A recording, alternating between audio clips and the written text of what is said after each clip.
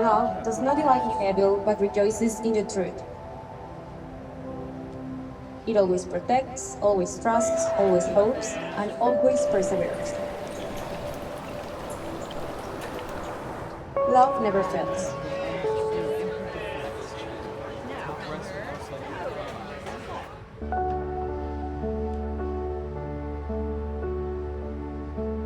Do you take John as your husband, to have and to hold from this day forward, for better, for worse, for richer, for poorer, in sickness and in health, to love and cherish always?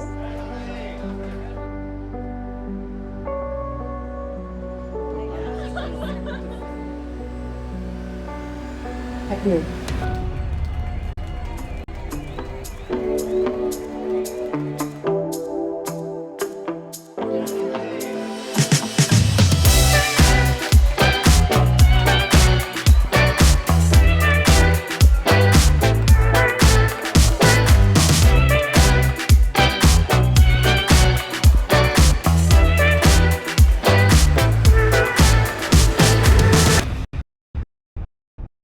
It's my great pleasure to pronounce you husband and wife. John, you make it your beautiful wife. Congratulations!